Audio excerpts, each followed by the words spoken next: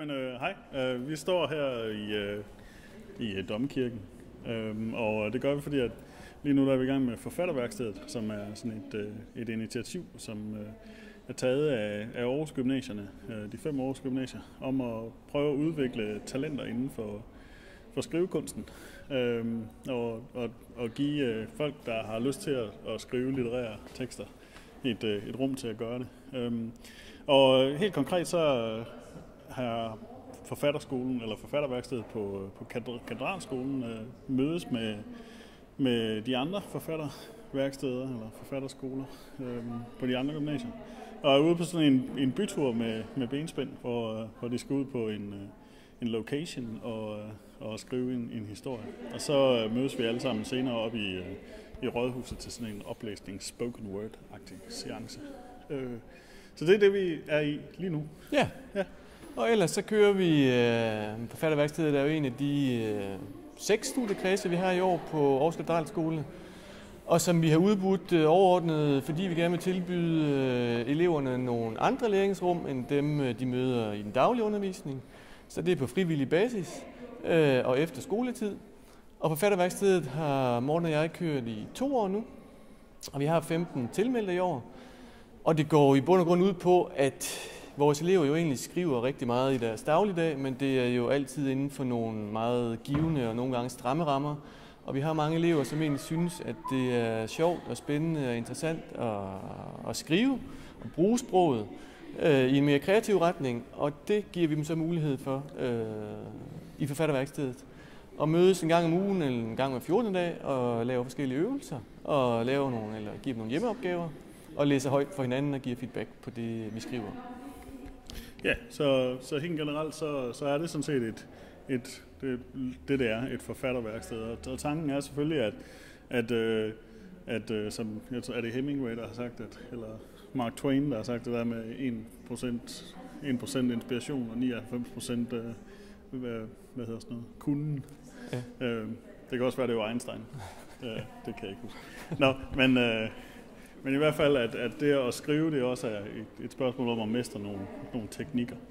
Så man kan godt have en god idé, men hvis ikke man kan få den ned på papiret, så bliver den måske også bare ved med at være en god idé. Så det er egentlig det Forfatterværkstedet går ud på. Ja, sidste år endte vi med en udgivelse fra alle dem, der har deltaget i de forskellige forfatterværksteder på de 5-6 forskellige gymnasier. Og det regner vi da også med i år. Ja. Så det arbejder vi egentlig hen imod, at alle deltagerne får forfattet en færdig tekst, som indgår i sådan en udgivelse, som vi så afslutter hele forløbet med her til sommer. Ja, og man kan da sige, at sidste år var det jo så Charlotte Weitze, som var med til at give feedback på de tekster, der endte med at komme ind i udgivelsen. Jeg ved ikke lige, i år der kan vi ikke endnu løfte sløret for, hvem det bliver, men det bliver sikkert godt.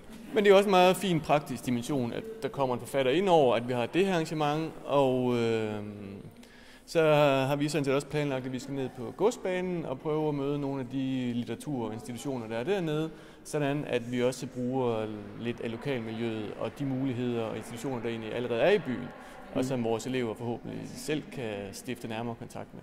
Og bruge videre. Ja.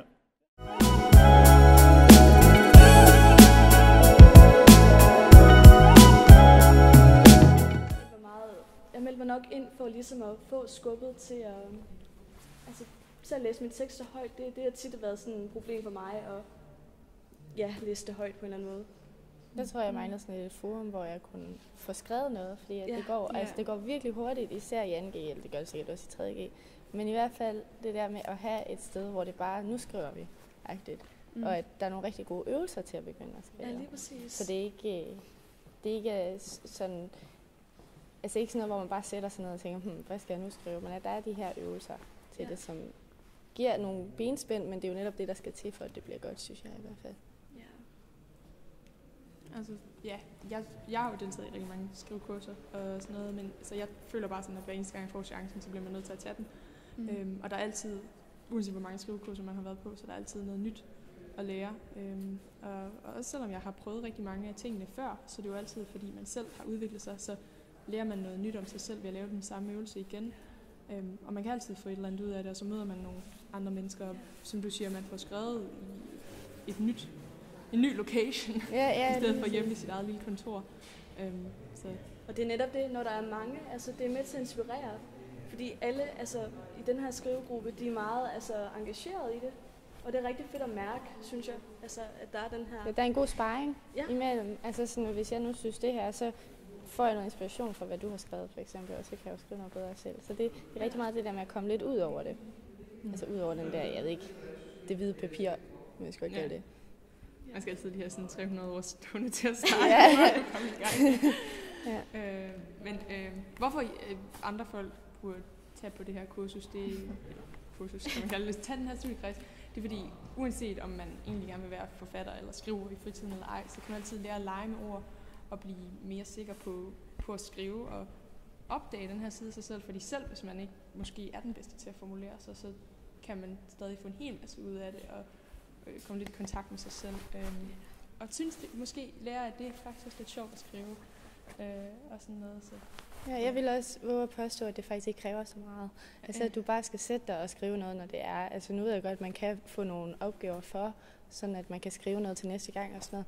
Men jeg kan egentlig godt lide det der med, at men så er det bare her, jeg skriver. Altså, så er det ligesom, det skal ikke være tvunget, når man skriver. Man er der bare, og så kan man få skrevet det, man har lyst til.